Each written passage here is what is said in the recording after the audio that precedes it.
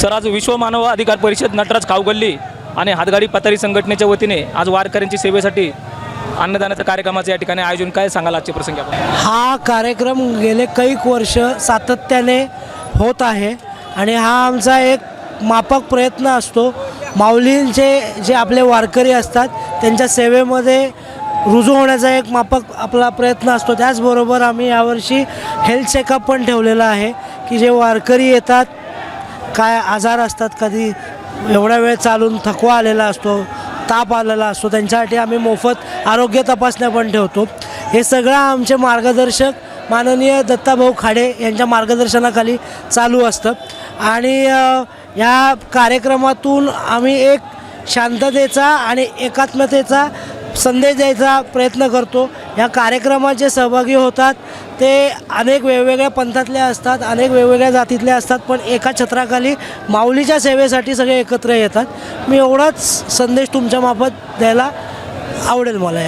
आज विश्व मानव अधिकार परिषद नटराज खाऊगल्ली आणि हातगाडी पतारी संघटनेच्या वतीने हा जो उपक्रम या ठिकाणी राबवला जातो, असे उपक्रम सातत्याने आपले जे पुणे शहरातील विविध नागरिक आहेत त्यांनी पण अशा उपक्रमामध्ये सहभागी होऊन वारकऱ्यांची सेवा करणं गरजेचं आहे. त्याबद्दल तुम्हाला काय वाटतं? 100% आपल्याकडे एक म्हण आहे की cleanliness is next to godliness.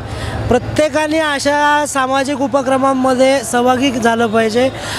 कुठल्याही म्हणजे कितीही काही असेल, छोट्या स्वरूपावर किंवा अजून स्वतःला जेवढं पेलवल त्या हिशोबाने प्रत्येकजणांनी ह्या समाजाच्या कामात रुजू झालं पाहिजे. आणि ह्या कामातून तुम्हाला जी मनशांती मिळते ते प्रत्येकाने नक्की अनुभवली पाहिजे. आज वारकऱ्यांना पाऊस आज थोडा थांबलेला आहे, तर वारकऱ्यांसाठी आपली काळजी घेण्यासाठी काय आपण नागरिकांसाठी काय आवाहन करू इच्छितो? नक्कीच स्वतः पांडुरंग वारकऱ्यांच्या मागं असतो. आज योगायोग बघा, आज 9 तारीख आहे, आज पालखी येणार होती. पुणे शहरात गेले 4-5 दिवस किती मुसळधार पाऊस चालू होता. ही देवाचीच कृपा म्हणावी की ज्या दिवशी पालखी पुण्यात येते त्या दिवशी सकाळपासून एक थेंब पाऊस पडलेला नाही आहे. आता ज्याच्या पाठीमागं स्वतः विठ्ठल असेल त्यांची काय आपण काळजी घ्यायची, पण आम्ही नक्कीच आमच्या परीने जेवढं काही करू शकतो आम्ही ते नक्की त्यांच्यासाठी करतो.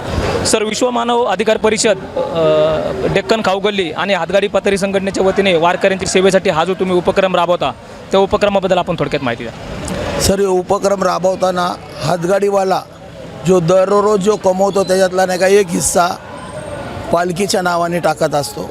हे कोणी एकटा नाही करत, याच्यात सगळे आमच्या हातगाडीवाले, स्टॉलधारक, व्यापारी यांच्या वतीने करतो.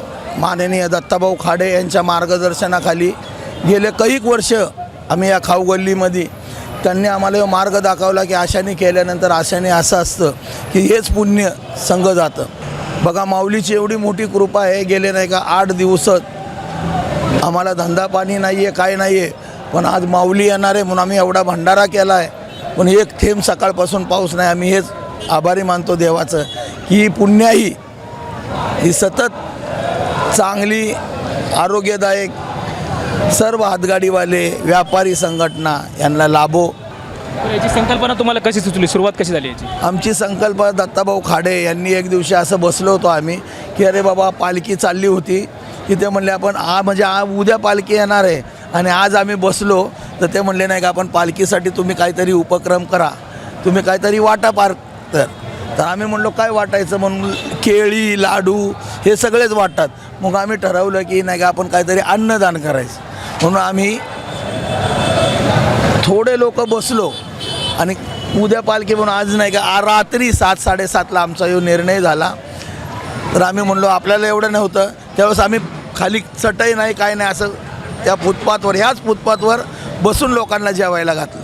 25 किलोच राईस शिजवला होता, मला वाटतं 5.25 किलोचा शिरा केला होता, एक भाजी केली होती, वरण भात हेच जेवण ठेवलं होतं.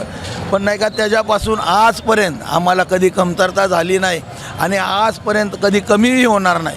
भंडाऱ्याचा कार्यक्रम करत असताना आरोग्य शिबिराचं पण आयोजन केलेलं आहे, पण यात पुढचं नियोजन काय असणार आहे? आरोग्याचं शिबिर आमचे नगरसेवक अपूर्व खाडे यांची संकल्पना होती की जर हे भंडारा करतायत तर हे ठेवलं तर लोकांना त्याचाही फायदा होईल. आणि खूप चांगलं आहे की वारकरी संप्रदायाला सकाळपासून कमीत कमी 2-4 हजार लोकांनी तरी त्या औषधाचा लाभ घेतला.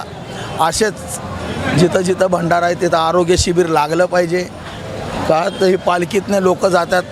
बाय चान्स आता इथं पाऊस नाही, पुढं लागला काय सर्दी खोकला काय झालं तर ते औषध त्यांना कामी यावं, त्यांना नाही का खरंच कामी येतं. पुढच्या वर्षीचं काय आपलं नियोजन ठरवलं का आपण? पुढच्या वर्षीचं नियोजन आहे की आम्ही हर वर्षी चेंजिंग करत असतो. माझं वर्ष पुढच्या वर्षी दालचा राईन रक्तदान शिबिर असं ठेवणार आहे. जेवणामध्ये बी आम्ही हर वर्षी चेंजिंग करत असतो.